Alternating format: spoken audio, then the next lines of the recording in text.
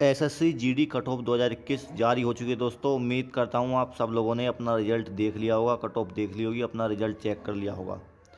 ठीक, अब हम आपको बताते हैं। देखिए, जितनी हमने बताई थी कट ऑफ उतनी ही गई है। हमारी पिछली वीडियो आप देख सकते हैं, अभी भी चैनल पर पड़ी हुई है। जितनी कट ऑफ मैंने बताई थी दोस्तों उतनी ही गई है, डंके की चोट पर।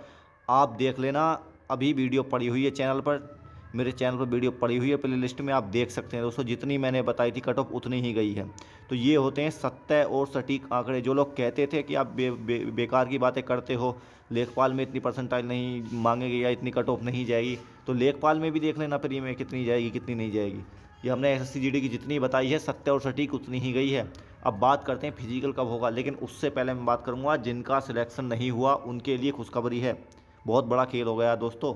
जिनका सिलेक्शन नहीं हुआ वो क्या करें अब, जिनका सिलेक्शन नहीं हुआ है वो क्या करें अब दोस्तों। जिनका सिलेक्शन हो गया उनको तो बधाई दुनिया दे रही है, उनके बारे में बात तो दुनिया कर रही है जिनका सिलेक्शन हो गया। लेकिन जिन बेचारों का सिलेक्शन इसमें नहीं हुआ, जो बेचारे मेहनत करने के बावजूद रह गए, जिनके सपने चकनाचूर हो गए, जिनके माता पिता के सपने चकनाचूर हो गए, जिनका सपना था एसएससी जीडी 2021 वाली भर्ती में जाने का, वो बेचारे रह गए। तो उनके लिए अब उनके लिए क्या है, वो अब क्या करें।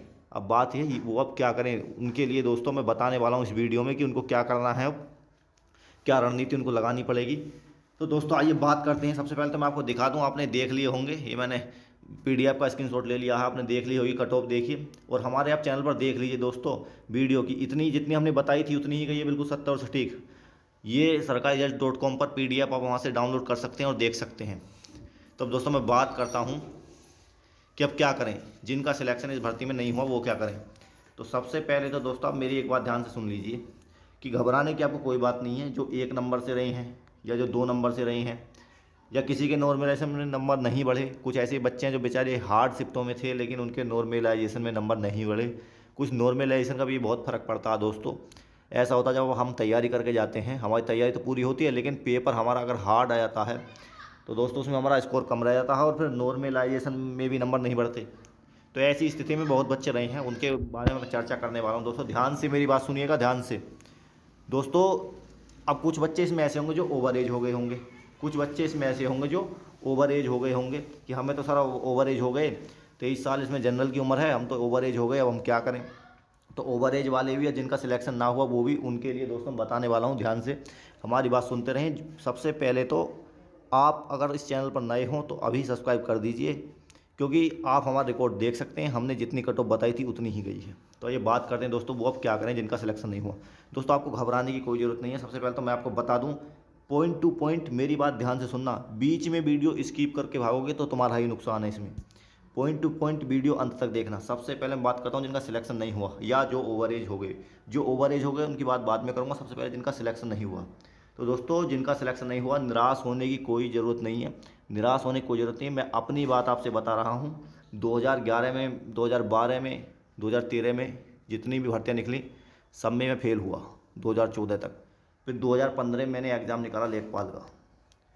कई परीक्षा, कम से कम मैं दोस्तों 15-16 परीक्षा देने के बाद 15-16 परीक्षाओं में फेल हुआ। उसके बाद फिर मैंने लेखपाल का एग्ज़ाम निकाला।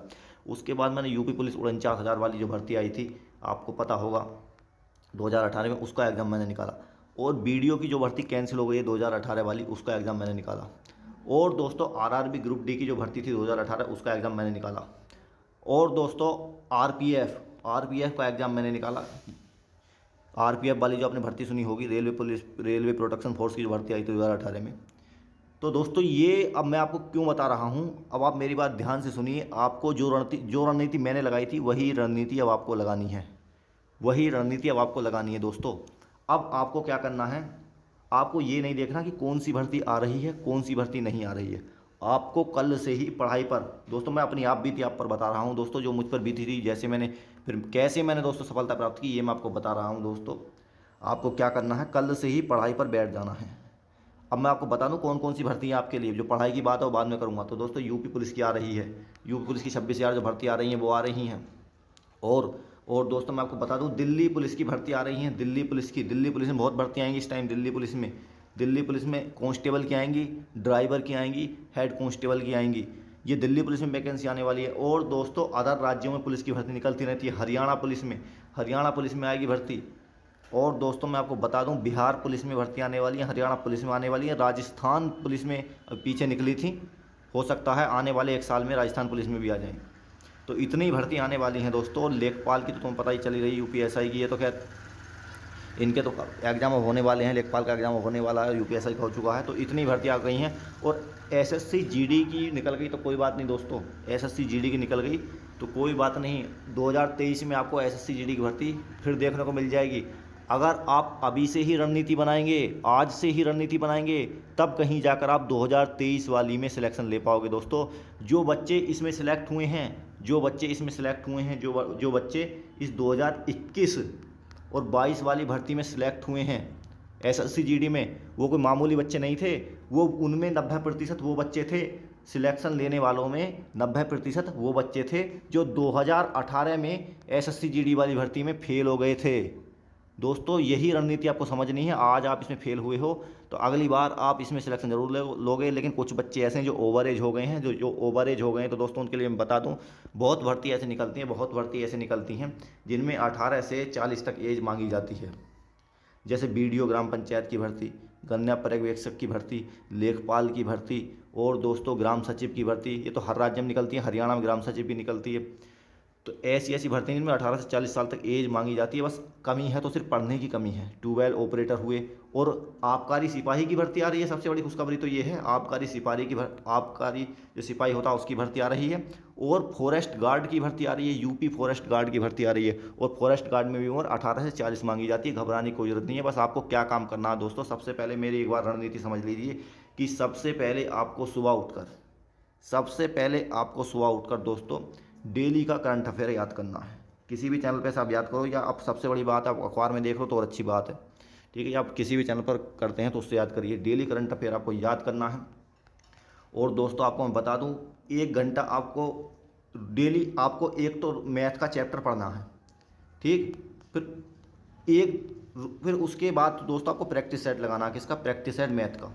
अब मैथ कैसे तैयार करें? तो मैथ ऐसे तैयार होगा, मान लीजिए आज मैंने समय और कार्य पढ़ा, समय और कार्य में जितना मुझसे होता उतना मैंने कर दिया। मान लीजिए समय और कार्य के चैप्टर में 200 सवाल हैं, तो मैंने टारगेट बनाया कि आज मुझे इसके 10 सवाल खत्म करने हैं, या 15 सवाल खत्म करने हैं, या 20 सवाल खत्म करने हैं आज। वो 20 सवाल खत्म करने के बाद फिर मैं प्रैक्टिस लगाऊंगा सुपर 25% का। बहुत किताबें मिलती हैं जिनमें प्रैक्टिस सेट दिए होते हैं, ठीक। जो सवाल होता है उसे कर लो, जो नहीं होता उस पर निशान लगा लो, और दोस्तों उसका सोल्यूशन देखो क्या है। तो इस तरीके से मैथ, और फिर मैथ का चैप्टर पूरा करो पहले, फिर प्रैक्टिस करो। यानी कहने का मतलब ये है कि आज आपने 1 घंटा मैथ पढ़ा, फिर उसके बाद 1 घंटा आप प्रैक्टिस सेशन लगाओ, यानी 2 घंटे आपको डेली मैथ को देने ही देने हैं। अब उसके बाद दोस्तों मैं आपको बता दूं, हिंदी को डेली आप 1 घंटा दोगे। 1 घंटा आपको डेली देना हिंदी के लिए। मान लीजिए आज आपने संख्या चैप्टर पूरा खत्म कर दिया, या 2 दिन में आपने संख्या चैप्टर पूरा खत्म कर दिया, फिर तीसरे दिन उसके एमसीक्यू लगाओ। आदित्य वाली किताब हो या और किताब हो, जिसमें से भी जौन सी किताब आप लो उसमें से, ठीक। अगले दिन आपने संधि पूरी कर दी, फिर उससे अगले दिन संधि के प्रैक्टिस क्वेश्चन लगाओ, एमसीक्यू लगाओ। इस तरीके से हिंदी का एक चैप्टर पूरा कर देना है। ये नहीं सोचना कि सिलेबस में आता है या नहीं आता है। हिंदी में 42-43 चैप्टर हैं, सब के सब आपको पूरे कर देने हैं दोस्तों। यानी आपको 1 घंटा डेली हिंदी भी पढ़नी है। अब फिर आपको क्या करना है दोस्तों, फिर उसके बाद आपको करना है रीजनिंग। तो रीजनिंग को आपको कुछ पढ़ने की जरूरत नहीं है। रीजनिंग में आप प्रैक्टिस सेट लगाते हैं, डेली एक प्रैक्टिस सेट, बस एक प्रैक्टिस सेट रीजनिंग में। जो चैप्टर कमज़ोर हैं उन पर निशान, प्रैक्टिस सेट में जो आपसे सवाल ना हो उस पर निशान लगाओ। फिर देखो कौन से चैप्टर का है। मान लीजिए अगर वो घड़ी चैप्टर का, तो घड़ी चैप्टर को फिर पूरा पढ़ो। यूट्यूब पर बहुत पड़ी हुई हैं वीडियो दोस्तों, अलग अलग चैनलों पर, फ्री में, बिल्कुल किसी का कोर्स खरीदने की कोई ज़रूरत नहीं है। तो डेली आपको यानी आधा घंटा, बस ज़्यादा नहीं, 30 मिनट रीजनिंग पढ़नी है डेली, 30 मिनट। या भाई जिसके समझ में कम आती है, जिसकी कमज़ोर है, वो 1 घंटा ही पढ़ सकता, ठीक। अब मैं दोस्तों आपको बता दूं सबसे बड़ी बात अब क्या है दोस्तों, कम से कम आपको, अब ध्यान से मेरी बात समझिए दोस्तों, डेली आपको 1 घंटा तो पढ़ना है भूगोल। 1 घंटा भूगोल किताब में से पढ़ना है, किसी की वीडियो नहीं देखनी। वीडियो में दोस्तों लोग आधी बात बताते हैं, आधी छोड़ देते हैं। उन्हें तो अपने व्यूज़ बनाने हैं, इस वजह से आधी बात बताते हैं, आधी छोड़ देते हैं। बस उन्हें क्या मतलब, घटना चक्र की किताब लेनी है आपको, जो पीसीएस लेवल की किताब है घटना चक्र की दोस्तों, उसमें से एक बार भूगोल पढ़ लो, बार बार पढ़ो डेली 1 घंटा। 1 घंटे का मतलब मेरा है कि 30 मिनट तो आपको पढ़नी है भारत की भूगोल, 30 मिनट पढ़नी है विश्व की भूगोल, ठीक है, डेली। अब दोस्तों आपको क्या करना है, अब आपको 30 मिनट पढ़ना है प्राचीन भारत का इतिहास, 30 मिनट आपको पढ़ना है मध्यकालीन भारत का इतिहास, 30 मिनट आपको पढ़ना है आधुनिक भारत का इतिहास। पढ़ना ही नहीं है, ये याद करनी है दोस्तों। मान लीजिए आपने आधा घंटे तक सिंधु घाटी सभ्यता पढ़ा, आज वो पूरा नहीं हुआ आधा घंटे में, तो फिर अगले दिन जहाँ छोड़ा है अगले दिन वहीं से चालू कर दो। फिर तीसरे दिन उसके MCQ लगाओ। इस तरीके से आपको पूरे करने हैं। और दोस्तों डेली आपको मैं बता दूं कि डेली आपको कम से कम 1 घंटा नहीं 30 मिनट डेली आपको संविधान भी पढ़ना। मान लीजिए आज आपने संविधान में, आज आधे घंटे में आपने किताब में से दोस्तों आधा घंटा बहुत होता है, वो तो वीडियो देखने में टाइम लगता है क्या घंटे की, उसमें टाइम खराब होता है। किताब में से तुम पढ़कर देखना 30 मिनट में एक चैप्टर आसानी से खत्म हो जाएगा। मान लीजिए आज आपने पढ़ा संविधान की प्रस्तावना, 30 मिनट में पढ़ लिया आपने, अच्छी तरीके से याद कर लिया। फिर अगले दिन उसके MCQ लगाओ। इस तरीके से रणनीति बनाई जाती है एग्जाम क्रैक करने की। 100% हर एग्जाम क्रैक होगा। हर एग्जाम, जिस एग्जाम में बैठोगे वही एग्जाम क्रैक होगा दोस्तों। जिस एग्जाम में बैठोगे वही एग्जाम क्रैक होगा। अब फिर आपको दोस्तों क्या करना, अब क्या रह गया दोस्तों, अब रह गया अर्थशास्त्र, इकोनॉमिक्स। अर्थशास्त्र से आजकल दोस्तों बहुत प्रश्न आते हैं। अब मैं क्यों बता रहा हूँ, जीके में ही आपको टाइम देना है दोस्तों। जीके में आपको बहुत टाइम देना है। कम से कम डेली आपको 8 से 9 घंटे पढ़ाई करनी है और जीके में बहुत टाइम देना। अर्थशास्त्र में आपको कुछ नहीं करना। लूसेंट की जो MCQ वाली किताब आती है ना, लूसेंट की जो MCQ वाली किताब आती है मोटी सी, उसमें से ही अर्थशास्त्र शुरू कर देना है। ठीक, उसमें MCQ ही रटने हैं बस आपको।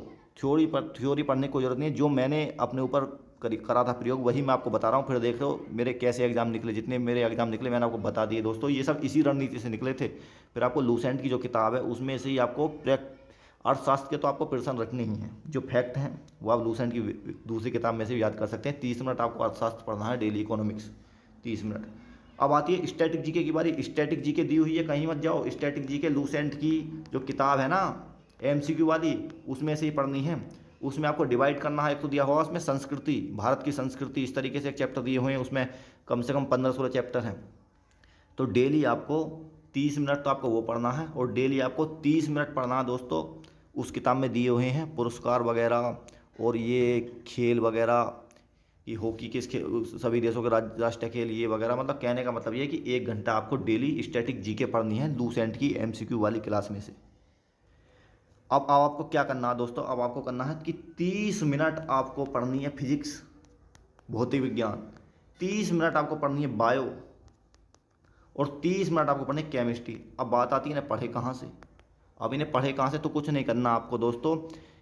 देखो इनके जो आते हैं दोस्तों वो आते हैं, मैं आपको बता दूं, जो प्लेटफार्म बुक आती है ना, आपने देखा होगा बायोलॉजी की प्लेटफार्म बुक, जिसमें कम से कम 3,000 या 3,500 4,000 के आसपास MCQ दे रहते हैं। वो MCQ वाली किताब को खरीदनी है। थ्योरी नहीं पढ़नी, इसकी साइंस की थ्योरी नहीं पढ़नी दोस्तों बिल्कुल भी। जो आपको प्लेटफार्म वाली किताब आती है, मैं आपको बता दूंगा कौन सी किताब है। वो कमेंट में कोई पूछना चाहे तो पूछ सकता है, बता दूंगा मैं दोस्तों। वो किताब आती है जो जिनमें प्रीवियस ईयर प्रश्न दिए होते हैं, यानी साइंस के प्रश्न जो पिछले एग्जामों में पूछे गए हैं, चाहे वो कोई सा भी एग्जाम हो, वो उसमें दिए हुए होते हैं। तो 30 मिनट में आपको वही प्रश्न रटने। मान लीजिए आज आपने प्रकाश चैप्टर पढ़ा, तो प्रकाश चैप्टर से जितने प्रश्न बन सकते हैं उन्हें सब याद कर लीजिए। अब मान लीजिए बायोलॉजी में आज आपने पोषण पढ़ा, तो पोषण में जितने प्रश्न बन सकते हैं उनको सब आज को सबको रट लीजिए। MCQ जितने भी बनते हैं। इनके लिए किताब मैं आपको बता रहा हूँ दोस्तों। आप इनके लिए जो किताब ले लें, वो एक रुक्मणी की किताब आती है, मैंने देखा है रुक्मणी की किताब आती है दोस्तों। उसमें MCQ दिए होते हैं। प्लेटफॉर्म RRB के लिए आती है, वैसे सब एग्जामों के लिए होती है वो। आप उनसे प्रश्न याद कर लीजिए, एक भी प्रश्न आपका नहीं छूटेगा। जो पिछले एग्जामों में पूछे गए साइंस के प्रश्न हैं प्रीवियस ईयर, उनको ही रट लीजिए बस।